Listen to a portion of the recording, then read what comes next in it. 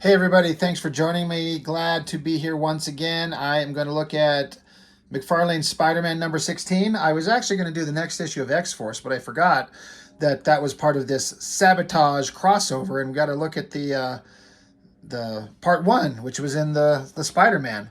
Um, Everyone knows this, so I'm not going to say anything new, but this was McFarlane's final issue of Spider-Man and his theoretical retirement from comics. I think he had other things he was hoping to go do and be done with comics, but of course that didn't work out, and it ended up working out anyway because he's doing Spawn. He's a multimillionaire running a comics and toys and animation and almost maybe theoretical movie empire, so I think he's just fine. But for those of us that were fans of McFarlane and Spider-Man, like my favorite version of Spider-Man, my Spider-Man that I grew up on is McFarlane. And that's the one that I like the most. And I'm telling you, if Marvel Comics wanted to make a killing on a book, you know, they would do a Spawn Spider-Man crossover that McFarlane draws. None of this bullshit hiring it out to somebody else and he inks it. Like, McFarlane needs to draw Spider-Man again. He never will. I don't think he ever will draw a Spider-Man book, but it would be nice. I don't know, if you do something for the fans that he knows the fans would love. Because there he is. He's still drawing. He's just as good as he ever was. Draw Spider-Man again. Just make a deal. Make some money. Make some comics that are fun for the fans. But I think pigs might fly out of my butt before that ever happens, right?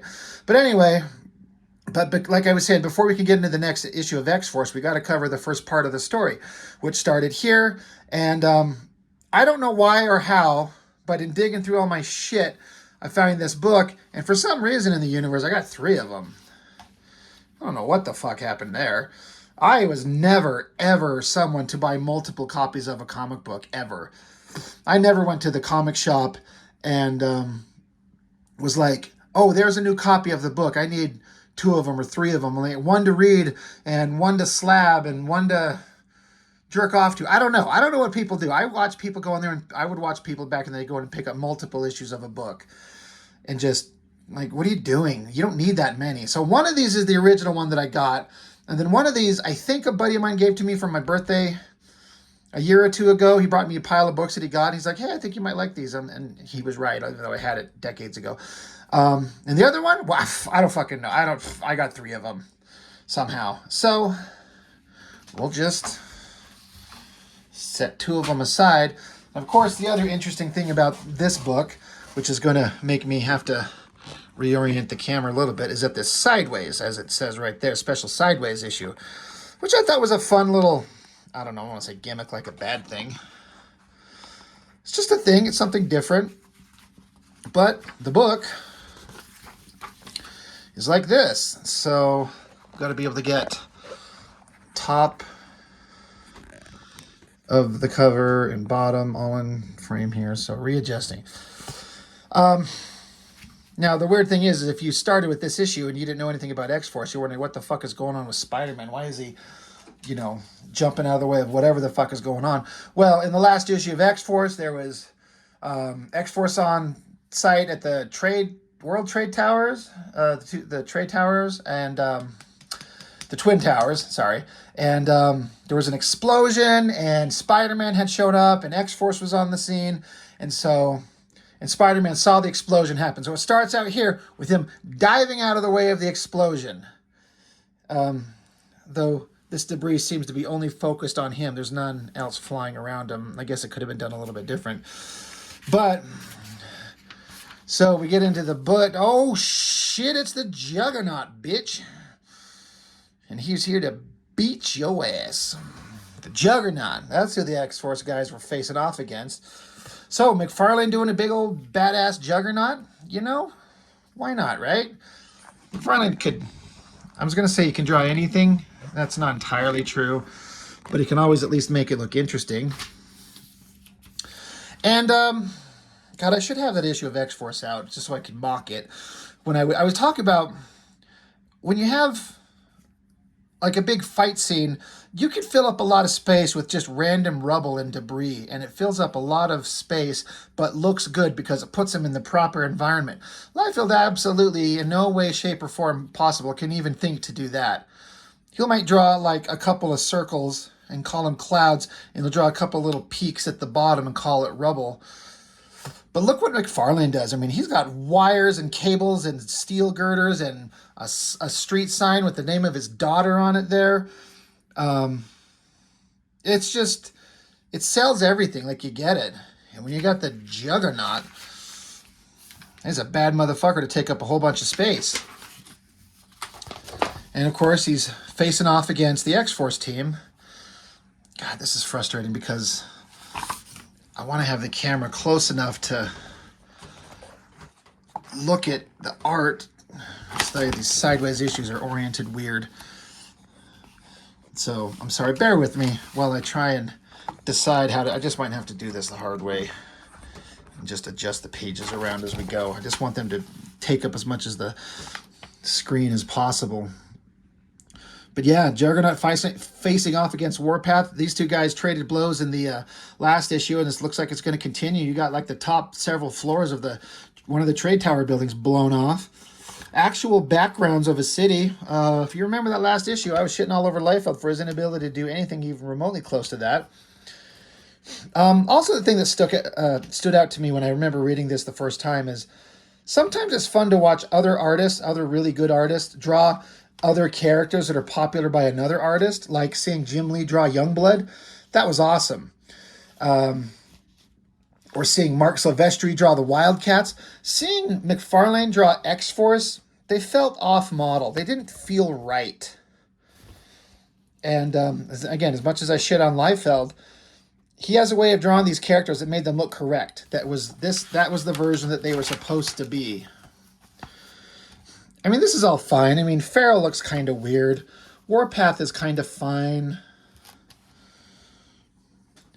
And, and you got McFarlane doing the sword things. Now, I didn't point this out. One of the cartoonist kayfabe guys is when they look through this issue or the art of McFarlane. But this sword in Shatterstar's hand and the weird placement of his fingers looks like he's holding something in his hand here. It's kind of a weird tangent. Not good lineup. But again, they all kind of look kind of weird. But even this little tiny drawing of Spider-Man looks awesome. Love the way he draws those webs. Really cool. But they're facing off. They're having some words. So now instead of Warpath punching up on Juggernaut, we're going to have Farrell and Shatterstar join the battle. So attack. And look at McFarlane draw this giant hand. And he likes to put all these little noodly marks all over it. It's kind of weird, but it works. It sells it. I like it. I dig it. Farrell looks kind of good there. I mean, he did it really kind of like, it's hard to believe that this cartoony-ass face there on Farrell there is supposed to be the same girl there. But that's fine. Shatterstar's looking a little goofy. It's like he's trying to duck down under that hand to get himself in camera. He's like, wait, you can't see me if I'm standing up. Then you got Cannonball. He shows up, comes rocketing around there, and this is here where McFarlane's doing some really good stuff. Lots of energy and movement there, right? Really feel like he's rocketing along. I remember originally not liking this goofy, cartoony, weird angular mouth thing. I actually kind of dig it now. But at the time when it came out, I was like, that's kind of stupid looking. And the Juggernaut, this will be amusing. It got 10,000 teeth, but it's kind of a cartoony thing. It kind of works, so I'm fine. Now the energy and motion in that panel, holy shit. Look at the ground being ripped up just from him rocketing along. I remember thinking some of the coolest things that McFarlane did that I never ever would have thought of as a young artist myself. So you got the path of the rocket part of him as he rockets towards him, but you got this little trail of smoke and it's wrapping around. That is really cool. And then the explosion as he bounces off the Juggernaut, because Juggernaut is immovable. What a great panel. Of course, Cannonball's invulnerable when he hits, when he's blasting, when he's doing his rocket blast thing. But when you hit someone like the Juggernaut, he may have survived because he's invulnerable, but it knocked him the fuck out. So Spider-Man had to save him before he splattered on the wall there. So good job, Spider-Man. Like all these other X-Force characters are a bunch of kids, but Spider-Man's like the mature guy here, which I like. I like that concept. So Twin Towers and top of it blown off, kind of smoking, kind of weird. Kind of 5 times as tall as they actually were in real life, but at least you understand what's going on. What I do like is that explosion of smoke, that smoke that's in the air here. It looks like something that blew up and this smoke was here, and then that poof of cloud is slowly drifting in the air. We've seen, if you've ever watched video of explosions and watched it in the distance, how it explodes and then that big cloud kind of forms and wafts up into the air. That's what it looks like to me. It looks like a little bit of time has passed since this explosion has happened, but not very long. So whether that's McFarlane understanding what he's doing very clearly, or just intuitively just throwing it down there, not knowing what he's doing, who knows? And he's got some really thin line work. Like, look at my giant ass fucking fingers here to give you an idea of how fine lines he's drawing. It's so good. Get with Cable, Sunspot, Gideon, Siren, and Domino. They were in the previous issue. They were inside this building when it blew up. Once again, McFarlane doing Cable. You'd think that would be exciting and interesting, and it kind of wasn't. That's not bad, I guess. It's kind of fine. His Domino always looked kind of okay, but just not my favorite. Oh shit, it's the Juggernaut, and they're still fighting him, and it looks like they're not getting any kind of headway with him. He's just having a great time. Got Warpath and his big firm ass pushing him over. Looks like Pharaoh's trying to claw at his skin, and Shatterstar's just tapping on him. That's pissing Shatterstar off. He's going to find a way to fucking mess with Juggernaut. Believe you. Believe you me. And again, look at this panel with all this rubble and debris and garbage that Cannonball's sitting in. Just draw a bunch of junk, but put details on it so it looks like junk, not just a couple amorphous shapes and some clouds. Liefeld. So I like how Spider-Man's looking, and he's like, these kids, they don't know what they're doing. He even says, maybe they're just stupid. But he's like, I know how to handle this. So he walks up, and Spider-Man being awesome, talks some shit to Juggernaut, gets him to be distracted. Juggernaut's like, well, these stupid X-Force kids aren't giving me any kind of problem. So what do you got, Spider-Man? Cut back to the X-Force most uninteresting character in the history of X-Force, and that's saying something. Gideon, look at those big bushy eyebrows. Good Lord. Professor X with the Liefeld ponytail. And then Cable in that ridiculous outfit. It just doesn't look very good. But more talking, more yapping. That's a kind of an okay side face. I liked that picture of Domino. I always kind of thought that looked pretty good. The way he drew her outfit and the look on her face. And I don't know. It works. And she's being the voice of reason between these two big dum-dums. They're going to square off and start punching each other if we're not careful. Back to Spider-Man and Juggernaut on the ground. And once again, I think we've talked about this before, but McFarlane doing this weird shadow thing where he like lines off where some heavy shadows would be, but then it's not blackened in. It just does this color thing. He throws in some lines on it. It's kind of weird. And I don't mind it too much here, but it's not my favorite thing. But I like how he distracts Juggernaut. And you're like, you can't punch Juggernaut to death and beat him.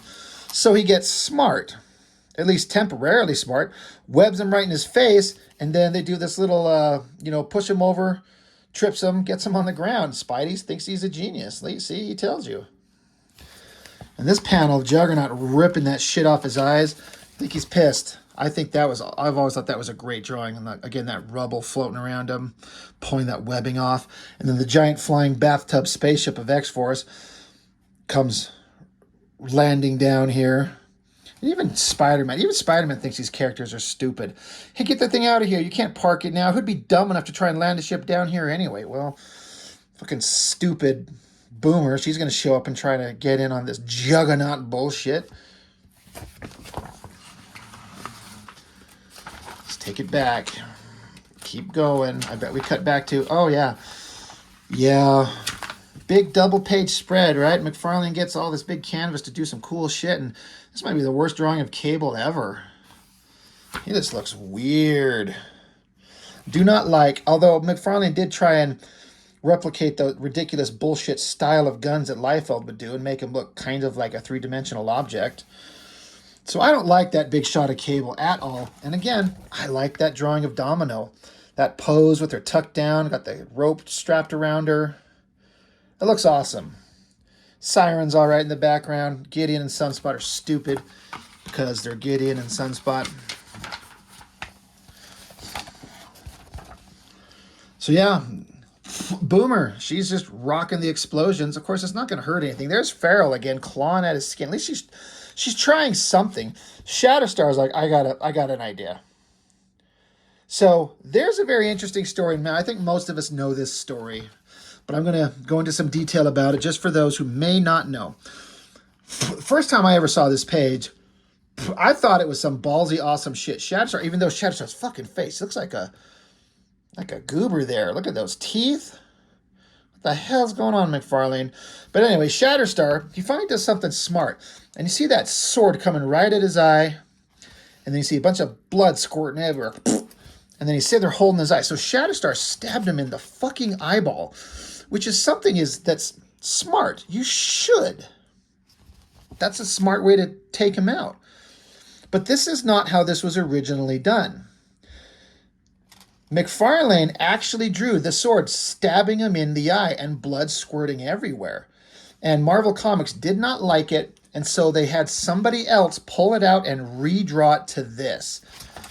So I was able to find a low resolution copy of that. But that is what that is supposed to look like. They're supposed to stab him in the fucking eye. And that is awesome. Like, I would have thought that would have been the coolest thing I'd ever seen. I still thought that this was one of the coolest things. But, like, and the thing is they didn't even give McFarlane the option to redraw it. They just had somebody else do it and send it to printer. And McFarlane's gone on record as saying he was kind of getting done with comics anyway, but this was the last. He was done. He's like, fuck you guys. You're going to change the story that I wrote, that I drew. You didn't even tell me. I'm sick of editorial interference. Fuck you. I'm out of here. And that's the dumbest thing. McFarlane was a cash cow. Like, he was bringing in money for the company like mad, and the guys in charge did not give a shit.